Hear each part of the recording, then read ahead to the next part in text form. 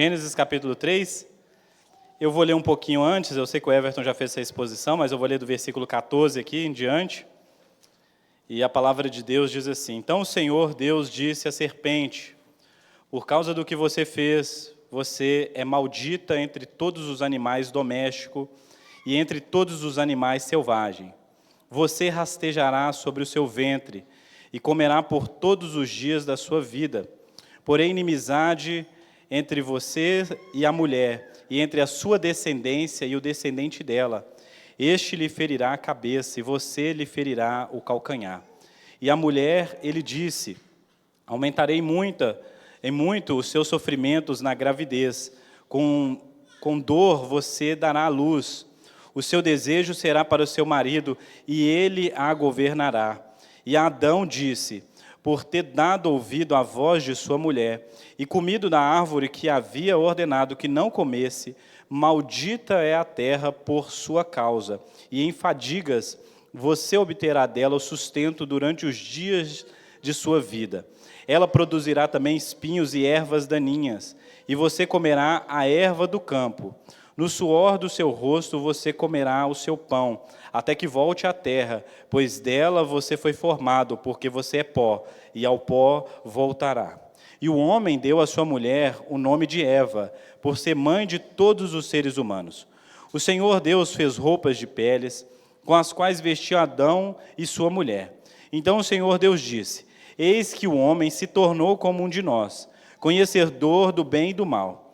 É preciso impedir que estenda a mão e tome também da árvore da vida, coma e viva eternamente. Versículo 23. Por isso o Senhor Deus o lançou fora do jardim do Éden, para cultivar a terra do qual havia sido tomado.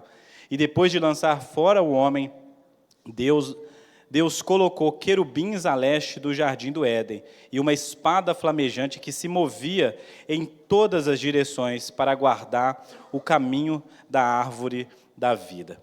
Bom, essa é a porção das Escrituras dessa manhã. Te convido mais uma vez a fechar os seus olhos, a orar. Peça a Deus pela minha vida, por esse momento. Eu também oro. Pai, que o Senhor possa falar através de mim, através da sua palavra, que os nossos corações estejam abertos, que o Senhor nos apresente o caminho do arrependimento e fé, que nós possamos ser convencidos da dureza e da hostilidade que é o pecado em nós, para que possamos buscar salvação, paz e comunhão em Ti. É o que te pedimos em nome de Jesus. Amém.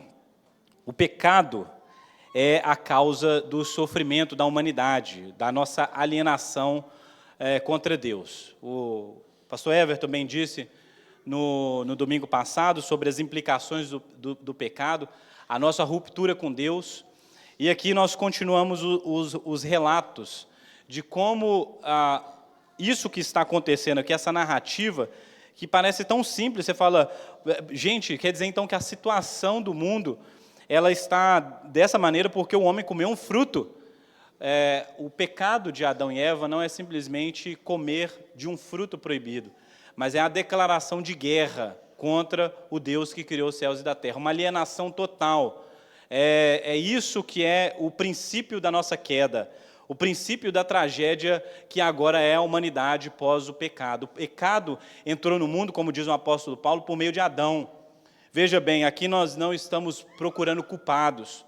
O pecado faz, sim, com que o homem, Adão e Eva, procurem culpados, mas nós aqui entendemos que a humanidade pecou. A humanidade se desviou dos seus caminhos. O apóstolo Paulo, em Romanos, deixa isso muito bem claro, que agora existe uma separação da glória de Deus, uma separação de quem Deus é. Em essência, agora nós nos tornamos mal, nossos pensamentos, intentos, a nossa natureza foi corrompida e tudo que há em nós busca não a Deus, mas o mal. Comer do fruto é uma declaração de independência, onde o ser humano diz, com todas as palavras e atitudes: Deus, eu desejo viver nesse universo como se o Senhor não existisse. É a tentativa de matar Deus no coração. A tentativa de dizer: Deus, agora pode ir embora, que nós nos tornamos autônomos, nós nos tornamos autossuficientes. Então, o pecado é essa desconfiança do amor, cuidado e provisão de Deus. O pecado ele surge nesse ambiente onde as palavras de Deus, o caráter de Deus, a dignidade de Deus, tudo isso é colocado em xeque. Aquela atitude de comer do fruto revela mais do que um comer simplesmente de fome, mas revela o coração do homem se extraviando, se distanciando do Deus que o criou. E desde então nós andamos buscando completar o nosso mundo com alguma coisa que não seja Deus, mas que possa fazer, dar sentido, propósito, nos alimentar, nos encher por dentro. É por isso que o Calvino disse muitas vezes, né, que o coração do homem é uma fábrica de ídolo, e nós adoramos tudo que nós podemos tocar e ver, mas esses ídolos eles são insuficientes, porque eles nunca nos completam, eles nunca nos dá paz, nunca nos dá segurança, nunca nós podemos confiar inteiramente nesses deuses, nesses ídolos. Por quê? Porque somente Deus pode fazer isso. Então o ser humano ele anda perturbado, ele é um errante. O ser humano ele anda agora assolado por um deserto dentro de si. E qualquer lugar que ele tente chamar de refúgio ainda é muito pouco. Riqueza, poder, sexo, qualquer tipo de coisa que esse mundo possa nos oferecer. O status da vida, pessoas, realizações, tudo isso é insuficiente. Se de alguma maneira isso traz algum benefício temporário, logo isso não tem capacidade de nos preencher completamente. É por isso que nossa resposta para todo esse tipo de sofrimento e essa busca desenfreada do ser humano, nós dizemos que isso só pode ser resolvido quando o Evangelho é encontrado. Somente Cristo Jesus pode ser o nosso shalom, nossa paz. Somente Cristo Jesus pode governar sobre os nossos amores, sobre os nossos anseios, dar sentido e propósito para a nossa vida e existência. Sem a nossa vida, o rio que flui dentro de nós. Só o Evangelho responde a esses anseios do ser humano. Então, como eu disse, a queda representa o início dessa tragédia da humanidade. E aqui no texto nós podemos ver, por exemplo, o que nós nos tornamos, né, escravos da nossa liberdade. No Éden, claramente fica evidente de que aquelas pessoas eram pessoas livres, de que elas tinham uma opção em optar pela obediência a Deus ou agir em completa liberdade ou independência de Deus. O teste está feito, uma árvore está colocada naquele jardim e ela serve como indicativo de que existe uma outra possibilidade de viver. Não que Deus deseje isso para os seres humanos, mas que se eles tomarem essa decisão, eles terão que arcar com essa consequência. Para isso, eles terão que romper uma obediência, um andar pela fé. Por isso que esse tema da fé, que é tratado em Abraão e em diante no povo de Israel, é um tema que nós devemos ver aqui. Adão e Eva fracassam na fé no seu Deus Criador, quando eles desconfiam do seu amor, do seu cuidado, da sua provisão, das suas próprias palavras. A gente sabe, foi intentado no coração deles, a serpente usa de ganância, de astúcia. No entanto, cabiam a eles a decisão. Eles poderiam ter resistido ao tentador e permanecido fiéis, mas eles de alguma maneira foram convencidos de que essa limitação de Deus, esse não pode de Deus, era algo ruim, cruel, algo que eles não deveriam se submeter. E a gente também pensa assim a respeito de Deus. É por isso que eu trago aqui uma citação do Heber Campos Júnior, e não sei se vai estar no tamanho para que a gente possa ler, mas eu queria que você pensasse sobre liberdade comigo, porque esse assunto é um assunto do nosso tempo. As pessoas estão em busca de liberdade, as pessoas elas acham que qualquer tipo de limitação, seja na igreja, na sociedade, na família, isso é o pior dos cenários da humanidade, e a gente então busca uma liberdade que na verdade nos torna não mais livres, mas escravos das nossas próprias paixões.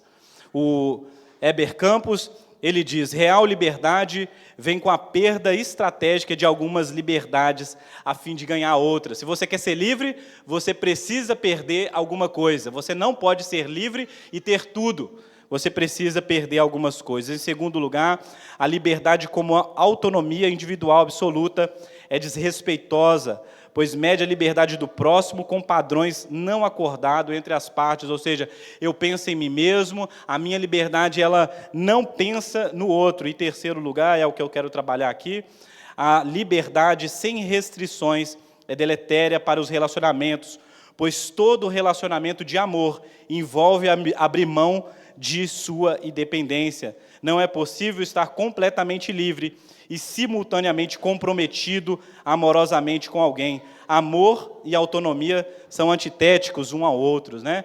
Pense sobre isso. Quando eu casei com a Carla, minha esposa ali, ao escolher ela como a minha esposa, ao escolher ela como alvo do meu amor, do meu compromisso, da minha responsabilidade, implicou em dizer não para todas as outras mulheres que poderiam me querer ou não, né?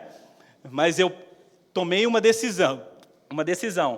E agora eu desfruto de uma liberdade que está limitada por outras coisas. Eu não posso. Significa que o meu compromisso com ela significa que eu não posso me compromissar com outras coisas.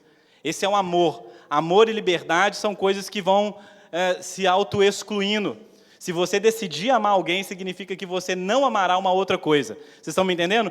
Se você decidir seguir a Jesus Cristo, se você decidir amar a Deus, significa que você precisa dizer muitos nãos a outras coisas. Você vai precisar dizer não à serpente, dizer não ao tentador, dizer não àqueles limites a qual foram estabelecidos. Falar, olha, até aqui eu não posso ir, até isso aqui eu não posso tocar. Por quê? Porque a expressão do meu amor por Deus se refere à minha obediência por Ele. É por isso que o teólogo alemão, Bonhoeffer, ele fala, né, que fé é obediência.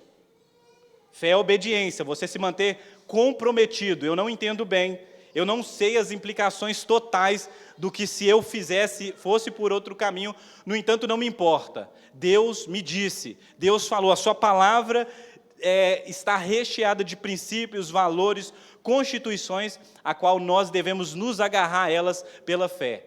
Você já teve a intenção, ou já teve esse momento de ler as Escrituras, e olhar para as Escrituras e falar, olha, eu não vejo muito sentido nisso, mas você tem a certeza de que é isso que Deus espera de você. E aí você entra em crise. Você fala, eu não entendo completamente o significado, o propósito daquele mandamento, daquela ordenança, daquela doutrina. No entanto, eu obedeço. No entanto, eu me submeto a isso. No entanto, é assim que um discípulo de Jesus vive. No entanto, é assim que um cristão vive.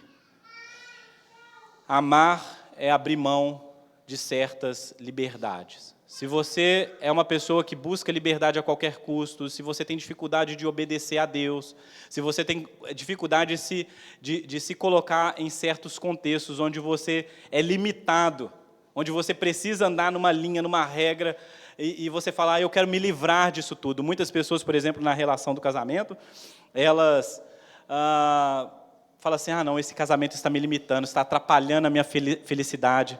Esse casamento está atrapalhando eu quero ser eu mesmo, e o meu relacionamento não me permite isso, ou essa igreja não me permite isso, Tome cuidado para ver se isso realmente é lícito, se essas pessoas estão te impedindo de viver o melhor de Deus, se elas estão te impedindo de seguir ao Evangelho, ou se você está querendo simplesmente ser livre por liberdade mesmo, anarquia.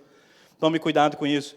Talvez foi isso que aconteceu aqui com esse casal.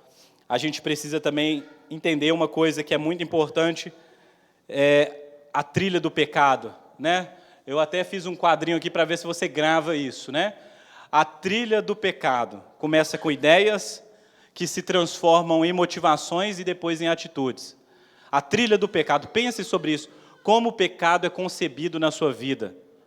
Pense em como o pecado foi concebido na relação desse casal. Uma serpente conversa, distorce as palavras, como foi dito, não é bem assim, é aquilo, você começa a pensar sobre uma possibilidade de ser uma outra coisa. Ideias começam você começa a trabalhar com ideias, a ideia do pecado.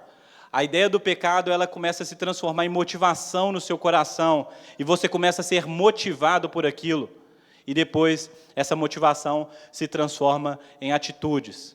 Pense bem como você tem alimentado a sua mente, os seus pensamentos. como você tem negociado as coisas primeiro aqui, é o primeiro campo de batalha. Na vida cristã, você será tentado a muitas coisas. Você será tentado no olhar, os seus desejos, né, os seus sentidos, mas as coisas elas começam nas ideias. Por isso que pregar a verdadeira doutrina, a doutrina ortodoxa, é tão fundamental para a gente, porque falsas doutrinas nos levam às motivações erradas e atitudes erradas também. Você precisa alimentar a sua vida com a palavra de Deus. Você precisa, como diz o apóstolo Paulo, né, ocupar o seu pensamento com as coisas do alto, coisas louváveis. Caso você não faça isso, caso você negligencie isso, você começará a negociar com ideias que podem te levar a motivações pecaminosas e, por fim, atitudes pecaminosas. Quando nós vemos pessoas pecando, fazendo alguma coisa que é terrível aos nossos olhos, e você pensa, como que a pessoa chegou nessa consequência? Como que a pessoa chegou nessa atitude? A fazer uma coisa dessa? Que coisa tão terrível, que tipo de iniquidade é isso? Antes de chegar às vias de fato, a pessoa lutou contra aquilo na cabeça dela, depois ela lutou contra aquilo no coração dela, ela foi sendo vencida. Primeiro ela falou, talvez não seja assim, talvez Deus realmente, exista um futuro, existe uma realidade onde Deus realmente permita isso, onde eu posso fazer isso, e eu posso ser feliz, eu posso encontrar propósito, a minha identidade pode ser estabelecida, e a pessoa começa a negociar com aquilo na mente, depois ela começa a trabalhar com essas motivações, e por fim, ela coloca em ação o pecado. É assim que aconteceu aqui. Esse casal aqui, que tinha uma grande responsabilidade, veja, Gênesis 1 e 2, Deus está trabalhando princípios, formas, colocando as coisas no lugar. A humanidade observa, a humanidade se torna participante. Eles precisavam simplesmente continuar nesse ritmo, onde eles obedecem a Deus, onde eles escutam a Deus e onde eles praticam a sua fé ou colocam a sua fé em prática. Mas em um determinado momento eles passam pelo teste, eles passam pela aprovação. É por isso que o intuito da minha pregação aqui não é falar nem tanto da serpente, né? E eu quero que você também seja esse tipo de gente, que apesar de reconhecer as forças malignas nesse mundo, o papel do tentador, de que realmente ele vai nos tentar, de que Satanás muitas vezes vai nos colocar em emboscadas, ele vai agir com forças espirituais, e tudo isso, no final, você é o grande responsável. Você precisa assumir essa responsabilidade e parar de dizer, foi o diabo que fez isso no meu casamento, no meu filho, no meu trabalho, na minha igreja, o diabo, e parar de terceirizar a sua responsabilidade. Você precisa ser uma pessoa comprometida com as palavras de Deus e permanecer fiel e ser um discípulo de Jesus. Você sim será tentado, você sim passará por momentos de fraqueza espiritual. No entanto, você tem uma grande responsabilidade como esse casal tinha. Tanto a Eva aqui quanto o seu marido, eles tinham a responsabilidade de ser sacerdotes nesse jardim. Nós já falamos sobre isso. De que eles deveriam ser esses que deveriam guardar o jardim, de que deveriam cultivar esse jardim, transformar esse lugar no lugar da habitação, da adoração, onde Deus é louvado, onde a vida deles é um reflexo da glória de Deus. No entanto, olha só, a Eva, ela negocia, ela conversa, mesmo percebendo ela é enganada, e ela se deixa enganar.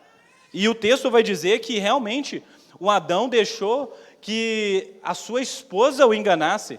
Mas uma coisa que não aparece no texto e fica muito claro no resto das Escrituras é que Adão é igualmente ou mais responsável do que a sua esposa. Porque nós não falamos sobre liderança masculina aqui, nessa igreja? Não falamos sobre isso?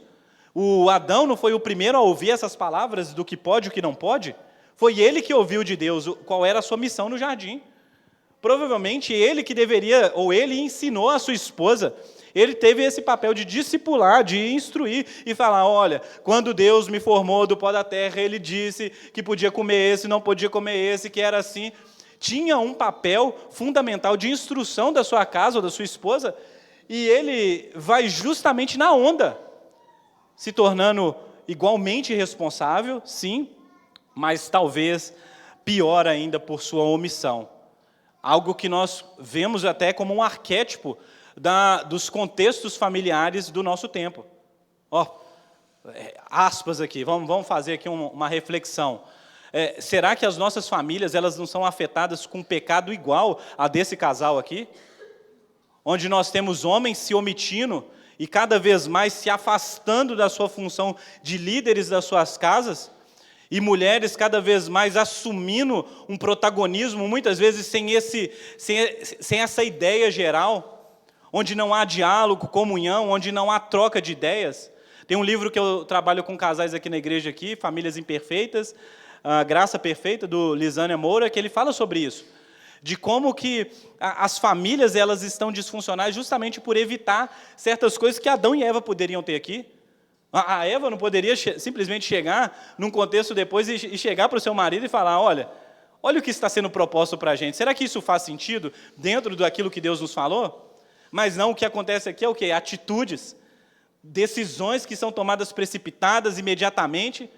E quantos casamentos são assim também?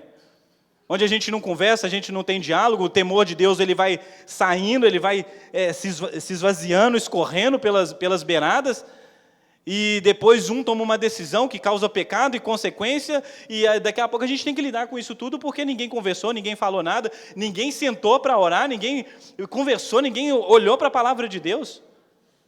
Um arquétipo de uma família disfuncional que a gente vê no mundo de hoje. Eu acho que quando a gente pensa na origem do pecado, que é essa grande rebelião contra Deus, o nosso coração alienado de Deus, nós também precisamos pensar em como esse pecado se manifesta no dia a dia.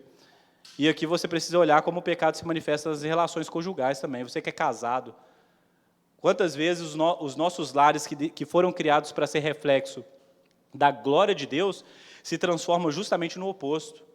Quantos filhos, quando eles vão começar um novo casamento, eles falam assim, vamos fazer então a nossa própria família, deixar pai e mãe, mas nós não podemos carregar nada da casa dos nossos pais, porque aqui a moral é baixa, não existe ética, não existe uma cultura de serviço e amor, não existe honra à palavra de Deus, não há força espiritual, o que há é negligência com a família. E muitas vezes eles deletam o exemplo dos seus pais para começar algo novo. Você, pai, eu sou pai, tá? Eu penso muito sobre isso quando eu penso no meu papel de ser um exemplo, de ser um discipulador dos meus filhos e transmitir essa fé. Não ache que trazer os seus filhos aqui na frente e mandar eles para a salinha onde eles são evangelizados aqui, isso resolve o problema dos seus filhos. Você precisa ser um exemplo ambulante de alguém que ama Jesus e está comprometido com a palavra de Jesus. Não só você, vocês dois. Não existe família onde um é essa figura que sustenta toda a casa. Vocês dois precisam se unir nessa missão e transmitir para o seu filho esse relacionamento que você tem com o Deus que criou e chamou vocês. Vocês estão me entendendo aqui? Eu quero tirar exemplos práticos dessa mensagem aqui. Verdade. A Eva, ela tomou do fruto, comeu, deu ao seu marido, e a gente tem uma consequência de pecados, né? de uma consequência que entra no mundo. A serpente é julgada, a mulher é julgada de alguma maneira, né? As dores de parto, o dar à luz, o homem também, o suor do seu rosto, trabalhar pesado. As consequências do pecado, elas são inestimáveis. Essa é a resposta para o problema do mal no nosso mundo. Essa é a resposta que nós damos para o problema do mal no mundo. De onde vêm todas as dores, as tragédias, as disfunções? De onde vem isso? Do pecado. Nem todos nós conseguimos resolver rapidamente, falando, o problema do pecado, arrependa dos seus pecados, por quê? Porque está lá instaurado, você tem uma doença incurável. A placa tectônica bateu na outra lá, não tem, eu me arrependo aqui, o tsunami vai vir, a consequência do pecado. Por isso que o Evangelho é essa grande mensagem de que Deus começou a corrigir as consequências do pecado dentro de nós, e um dia Ele fará isso em toda a realidade. Mas o problema que a resposta, né, o que nós dizemos para o mundo que nos escuta, é que tudo que existe de fora do lugar, toda tragédia, toda maldade, tudo isso que existe contra nós e em nós, tudo isso começa exatamente nesse lugar, Gênesis capítulo 3. Por isso que você precisa entender isso. Para que o Evangelho faça sentido, você precisa entender igualmente a gravidade do pecado. É o que o Mark Dever fala no seu livro 9 Marcas de uma Igreja Saudável. Se você não entender corretamente a gravidade do pecado, você nunca vai entender também corretamente a beleza do Evangelho. Porque o Evangelho vai se tornar algo pequeno, um enfeite na sua vida. Mas se você perceber que o maior problema da humanidade é o pecado no homem, enraizado, como essa grande fonte de todas as outras coisas ruins.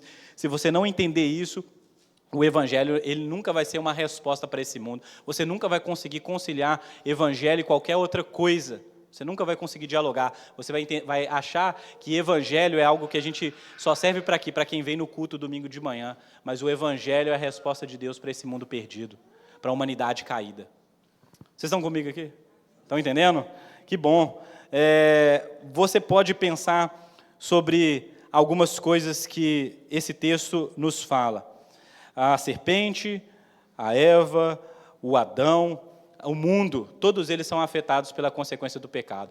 O Abraham Kuyper, ele trabalha, por exemplo, a ideia de que o pecado ele fez uma ruptura com as relações fundamentais, né? O pecado ele é uma grande declaração de Deus, nossa contra Deus. A primeira coisa que acontece no pecado é que nós estamos rompendo com Deus. Nós estamos julgando que Deus não precisa mais fazer parte da nossa existência. Deus não é mais o nosso tudo. Por isso que existe um abismo. O nosso pecado nos coloca, como diz os reformadores tantas e tantas vezes, né?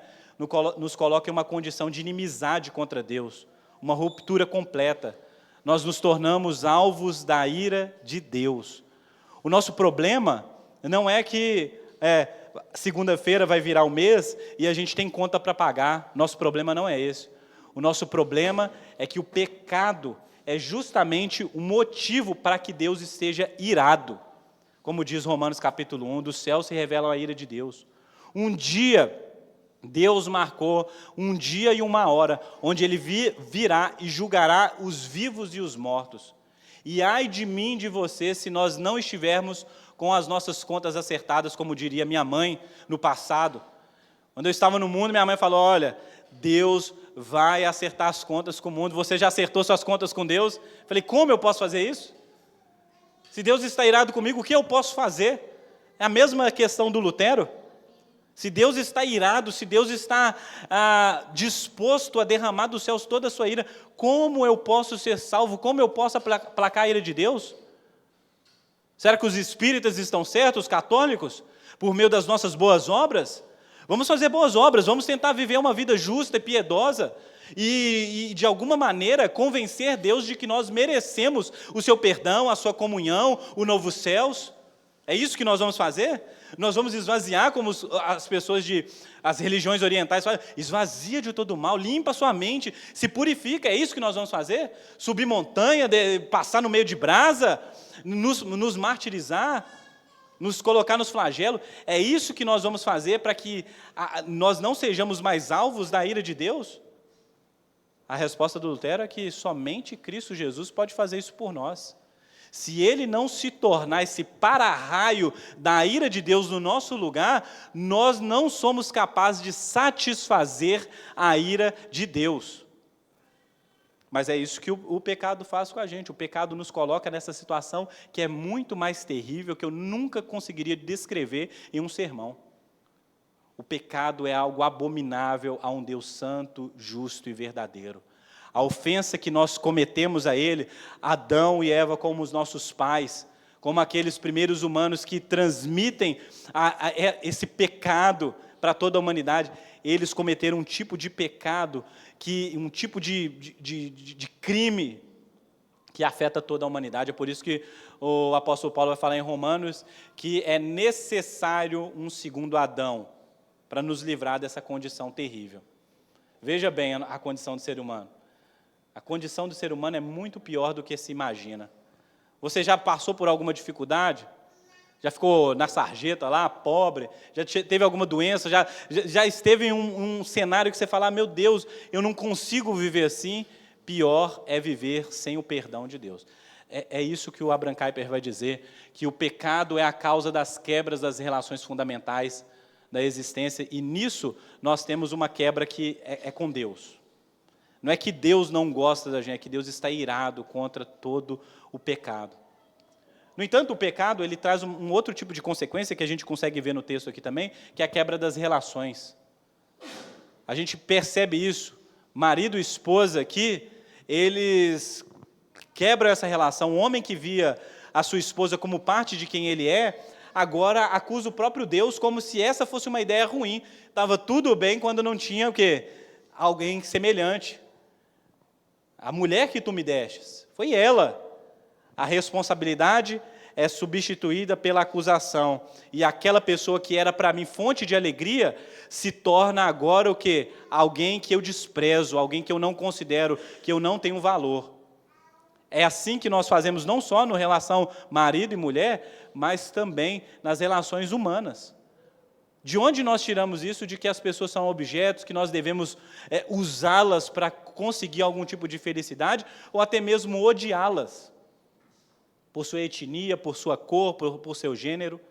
As relações humanas se tornaram difíceis, não porque a gente tem alguma concepção errada, mas porque existe pecado entre nós, uma hostilidade natural contra qualquer outra pessoa.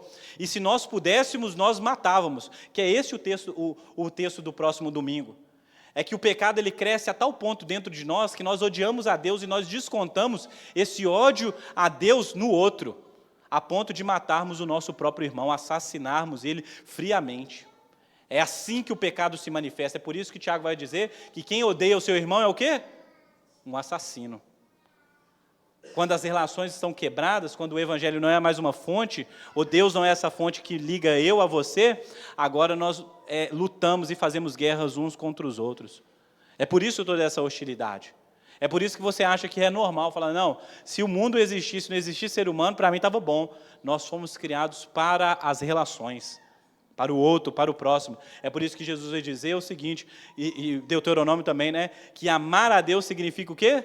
Amar o próximo. Está envolvido em uma relação íntima, de amor, de lealdade, de igualdade, de justiça com o próximo. Você quer amar a Deus? Você então precisa amar o próximo. Ninguém pode dizer que ama a Deus e odeia o seu irmão, é o que João vai dizer. Não é isso? Mas agora Adão claramente demonstra um tipo de ódio crescente na humanidade, quando ele, ao invés de assumir a responsabilidade, eu comi, eu pequei, foi eu tinha, eu podia escolher, mas eu escolhi o mal, eu fui induzido, eu me deixei induzir. Eu estava lá, quando a serpente conversava com a minha esposa, eu estava lá. Eu era o guardião desse jardim. Mas eu comi, eu tomei uma decisão. Se isso não for suficiente, o texto diz que o mundo é afetado por causa do pecado de Adão e Eva. Agora, o mundo que foi criado para dar para a gente tudo o que fosse necessário, para a gente poder desfrutar de uma vida com Deus, de uma vida que multiplicasse o governo de Deus, a beleza de Deus, agora é um mundo que se protege de nós. Você já parou para pensar isso? Olha para o texto. O texto agora diz que o mundo começa a produzir espinhos e abrolhos. Espinhos. O que é um espinho? Você vai ali na rosa, que é toda bela e é toda bonita, e você não consegue pegar ela de mão cheia. Por quê? Porque ela está tentando se proteger de você. Porque vai que você faz de novo o que Adão fez. Estraga mais um pouco a criação. As mãos de Adão e Eva, agora elas fazem o quê? Amaldiçoam a terra, e a terra está tentando se proteger agora dessa humanidade. Por isso é tão difícil, por isso essa hostilidade dos animais, entra numa floresta, vê lá se você é bem-vindo lá. A gente que acha que não é isso? Entra lá para você ver, se um rio não está tentando te matar, se a floresta, se os bichos lá, os peçonhentos, se você não pega uma malária, sua serpente fala assim, seja bem-vindo. Seja bem-vindo aqui no meu cenário, a onça pintada, vê se é uma onça pintada, que bonita, tira a foto da onça pintada de perto, né? Esse mundo que nós vivemos é um mundo que está receptível a nós, ou ele parece que é um mundo que está o quê? Hostil a nós? Mergulha com os tubarão, acha que é Fernando de Noronha? O pecado, ele afetou a criação, e parece que a gente está tentando sobreviver, fala a verdade. Você lembra lá, é só eu que assisti, né, minha série lá, Preparados para o Fim do Mundo. Não é o Largados Pelados, não, Preparados para o Fim do Mundo. O ser humano tentando se preparar para o fim, porque está entendendo que o mundo está acabando com ele, o sol está queimando sua pele, meu filho. Se você não passar protetor, você vai pegar um câncer, não é isso? A gente vai falando dessas coisas por quê? Porque parece que a vida não se tornou mais só desfrutar da criação de Deus, mas se tornou agora o ambiente onde a gente está tentando o quê? Sobreviver. E a gente não consegue viver por quê? Porque a gente tem que sobreviver. Mas será que Deus criou as coisas para ser assim? Então, olha só, o Abraham Kuyper, ele resume muito isso no livro dele, né? Calvinismo, ele fala, o pecado é essa quebra das relações com Deus, consigo mesmo e com o próximo, nessa mesma dimensão, de que você já reparou que você não consegue olhar para você mesmo e falar, tem alguma coisa errada? É a nudez. É a nudez. Nós fomos criados com um tipo de pureza, com um tipo de fragilidade que era comum a nós, mas depois que o pecado vem, agora nós nos vemos o que? Nu. E nós não gostamos do que vemos. Por isso a gente precisa se tampar. Não é só por causa do outro, não, é porque a gente tem vergonha de nós mesmos. E a gente precisa se tampar, a gente precisa se cobrir. Por quê? Porque existe alguma coisa em nós que a gente não considera mais como imagem e semelhança de Deus, como algo bom. E agora, a gente precisa o quê? Que Deus, Ele mate algum animal, porque de onde veio essas peles aqui? Algum animal precisa ser morto para que essa nudez possa ser coberta, né? Talvez aqui o texto, né, se é Moisés que está escrevendo, antecipando aqui a ideia dos sacrifícios, de que o inocente, alguém que não participou dessa bagunça, precisa morrer para que vocês possam ser cobertos, para que a vergonha de vocês possa ser o quê? Coberta. Talvez apontando mais no futuro para o Evangelho em Cristo Jesus. Perceberam isso? Nossa relação com Deus é rompida, nossa relação com nós mesmos e com o próximo é rompida e, por fim, nossa relação com o mundo. Trabalhar nesse mundo se tornou algo ruim. Muitas pessoas falam, não, o trabalho é consequência do pecado. Não. O Adão, a ele foi dado o quê? A capacidade de cultivar o jardim e desfrutar o quê? De alegria, de gozo, de multiplicar ali a beleza e os talentos de Deus. Só que agora, por causa do pecado, trabalhar vai ser algo que doloroso. Você não vai conseguir mais o que? Sustento para sua casa, comer o pão, sem que isso te custe alguma coisa. Sem que você tenha que passar longas horas trabalhando, manuseando. É isso mesmo, é luta, gente. Não existe essa coisa de que você vai ficar lá sem trabalhar, as coisas, isso aí é golpe, você sabe disso. Desde a época do Telex Free lá, se você não aprendeu isso, o dinheiro não cai do céu. Se você vai entrar numa coisa lá que não exige muito trabalho, muito esforço, você dedicar sua mente, você tem que fazer uma faculdade, ou até mesmo dedicar o seu tempo. Cara, toma cuidado com isso, porque olha só o que está acontecendo aqui. A gente vai comer, se alimentar, prover para as pessoas, desfrutar da vida agora exigirá o quê? Trabalho, esforço. A terra não vai recompensar mais com a facilidade que ela fazia antes. Vai ter que, meu filho, vai ter que suar, viu? Vai ter que dormir um pouquinho menos aí, vai rolar um esforço aí. Então, o pecado, ele mancha também uma coisa que era boa. O solo é amaldiçoado, o mundo é amaldiçoado. Além de outras coisas que nós podemos ver no texto, que eu não vou conseguir tratar todas as coisas aqui, mas, por exemplo, o texto fala que a mulher agora enfrentará a dor ao dar luz. Gente, os seres humanos foram criados para multiplicar. Era algo natural da humanidade, era multiplicar. Era uma coisa que eles fariam com beleza, mas agora a grávida, ela sofre a alegria e a tristeza, né? Não a tristeza por estar gerando, mas as dores que isso traz. E eu poderia ir além, vocês me perdoem a exegese do texto, mas ser mãe se tornou algo muito mais penoso do que deveria ser. Porque esse dar à luz, ele continua ao longo da vida, ser mãe. As noites mal dormidas, a tarefa de educar, de criar, de manter esse ser humano vivo, se tornou muito mais pesado ou desafiador do que deveria ser. Pergunta para qualquer mãe aqui nesse salão aqui. Fala aí, como é que foi criar seus filhos? Sua alegria, sua vitória, sua bênção? E eles vão te falar das noites mal dormidas, das dores, das sequelas, de que isso trouxe para ela talvez alguma coisa que ela não tinha antes da gestação. E é isso, mas pergunta para qualquer mãe se ela se arrependeu, ela falou, foi uma bênção. Então a bênção, ela ainda está preservada em meio às dores. O trabalho, ele ainda tem o suor, mas ainda dá recompensa. Então, a gente ainda conseguiria ver tantas e tantas coisas aqui. O final do texto aqui diz que o ser humano foi expulso do lugar que ele deveria ser o guardião, se torna uma ameaça. Gente, essa é uma coisa que a gente deveria repensar, entendeu?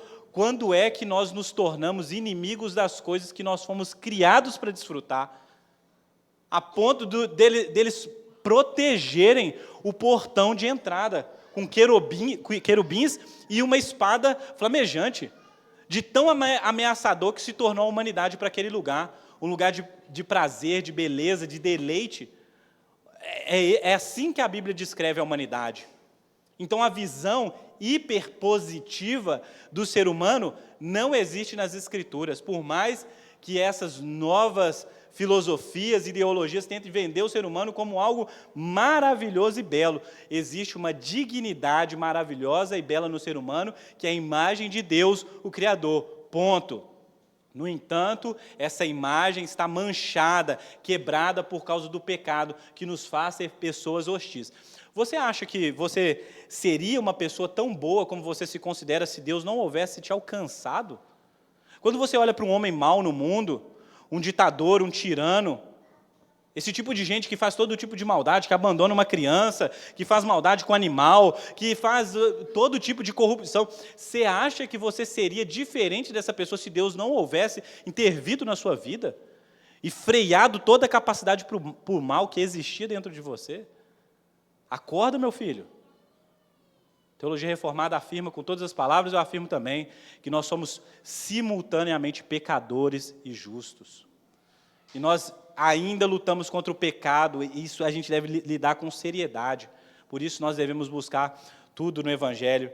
E aqui eu gostaria de fazer minhas considerações finais. Primeiro, como o Evangelho se mostra a resposta para a consequência do pecado.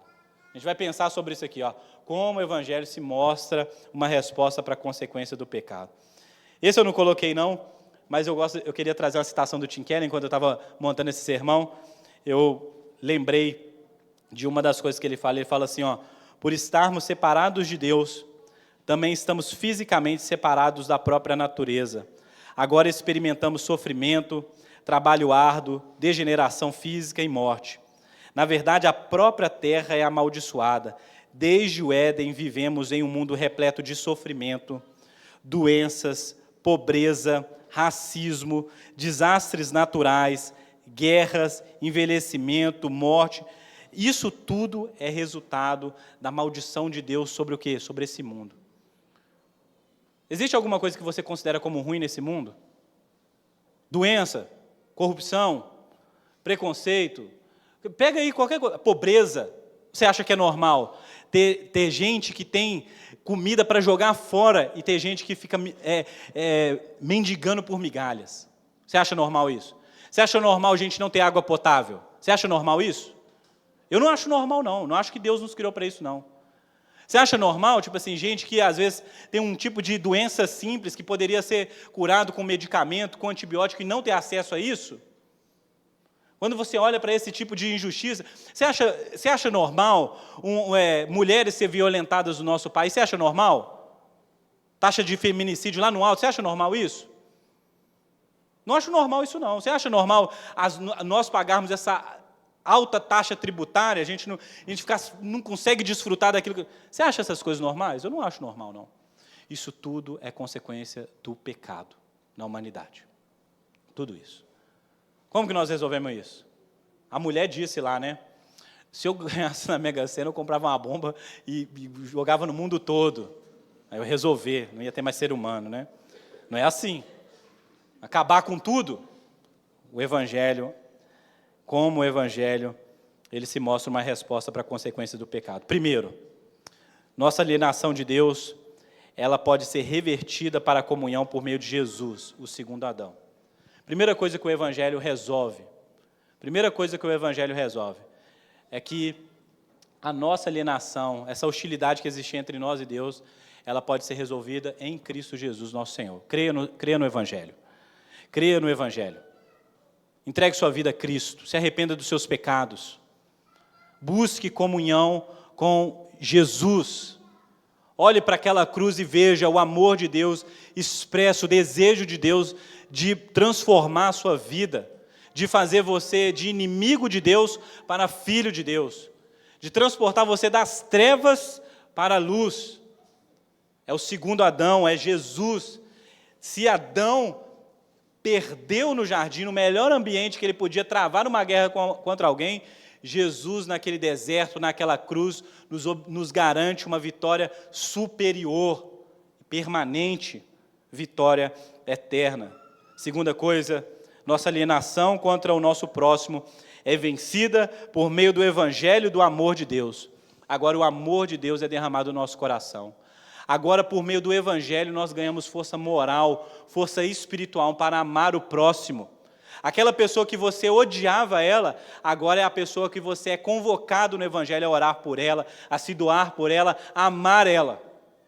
Quando você vê alguém caído pelo caminho, a sua responsabilidade está aí. Você precisa o quê? Amar essa pessoa. E amar as pessoas não é dizer eu te amo, mas é se comprometer visceralmente com aquela pessoa. Ame as pessoas. Onde você pode começar a fazer isso? Na sua casa, aqui nessa igreja, no seu trabalho. Tenha atitudes que demonstrem um amor verdadeiro, um amor genuíno, de que você olha para essa pessoa como criada à imagem e semelhança de Deus, não como seu inimigo, não como seu opositor, mas como um irmão, alguém que é igualmente amado por Deus. Nós cantamos isso aqui, ver a face de Cristo na face do meu irmão. E é isso que eu desejo para nós aqui, que o nosso pecado ele seja vencido pelo evangelho do amor de Deus. Nós sejamos conhecidos como uma comunidade que ama com o poder do evangelho. Segunda coisa é que o mundo, apesar de ainda afetado pelo pecado, não é de todo hostil. Nós podemos trabalhar nesse mundo, nós podemos nos envolver, nós podemos, com a integridade de uma nova humanidade, cultivar jardins. Nosso trabalho, nosso lazer, nossas relações sociais, elas podem ser marcadas por pessoas que foram transformadas pelo evangelho. Você não precisa ser um contribuinte para que esse mundo se torne ainda pior. Você não pode ser isso, você precisa ser sal e luz nesse mundo. Lá no seu trabalho, na sua família, na sua casa, na sua igreja, onde Deus te enviar, você precisa ser uma bênção e cultivar jardins, oásis em meio ao deserto, jardim em meio a essa selva de pedra, essa selva de hostilidade, você pode se abrir para amar e servir a sua cidade. Como você pode cultivar o jardim em meio a essa cidade? Primeiro, você pode começar orando pelo seu bairro, pela sua cidade. Você tem feito isso? Ou a sua vida espiritual tem se resumido apenas em você? Ore pela sua cidade, ore pelo seu bairro. Busque formas de se conectar ainda mais com seus vizinhos. Tem um grupo de WhatsApp lá, por mais caótico que aquilo ali possa ser, é uma forma de você tomar consciência daquilo que está acontecendo na sua vizinhança. Frequente as praças, fortaleça o comércio local. Tem a cabeleireira lá, vai lá, seja amiga dela. O cara lá, você corta cabelo, não vai só para cortar cabelo, não, vai para você se tornar amigo daquele cara. Vai no supermercado e saiba o nome lá da pessoa que te atende lá no caixa. Olha, obrigado pelo seu trabalho. Deus te abençoe. Conheça, pega uma vassoura e desce para a calçada da sua casa e vai varrer lá, meu filho. O lixeiro veio e deixou as coisas lá.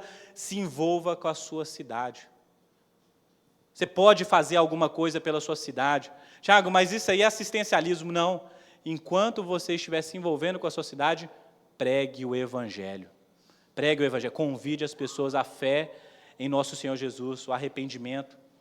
Convide elas às Escrituras. Talvez você possa até fazer mais, abrir a sua casa para um grupo de estudo, para um grupo de oração, convidar vizinhos para tomar café com você, para almoçar, pessoas que estão interessadas, aquela pessoa que te perguntou assim, você estava lá na fila do posto, você falou para aquela pessoa assim, olha, eu sei que Deus, Ele pode te abençoar, chame essa pessoa para a sua casa. Você vai tomar um café comigo, eu quero te falar mais sobre isso. Convide pessoas para o seu contexto, para ver como você vive com Cristo, para que essas pessoas possam ver que a igreja não é um lugar de gente perfeita, mas um lugar de gente imperfeita que está sendo transformada pela graça de Deus. Por último, escutei isso essa semana, me marcou muito. O nosso maior campo missionário é o nosso trabalho. Nós passamos a maior parte do nosso tempo onde? nas empresas, no trabalho, você precisa encarar esse ambiente como um ambiente missionário, de pregar o Evangelho, de convidar pessoas a Cristo. Não somente isso, mas onde você pode, através do seu trabalho, da excelência, do compromisso com a produtividade, com a criatividade, você também fazer o bem comum. Se você não acredita no seu trabalho, então você precisa sair de lá. Você não acredita que o seu trabalho faz algo bom nessa sociedade, resolve uma solução, cria ali algo que pode servir as pessoas, então, olhe bem o que você está fazendo. Mas se você vê bem, se você vê justiça, se você vê beleza naquilo, trabalhe com excelência. Seja fiel. Você não está trabalhando lá para o seu patrão, você está fazendo isso em nome de Deus, é para Ele. Talvez assim, a gente entenda as consequências do pecado na nossa relação com Deus, com o próximo e com o mundo, e a gente também entenda como nós podemos oferecer o Evangelho como resposta a todo tipo de sofrimento e consequência do pecado. Amém?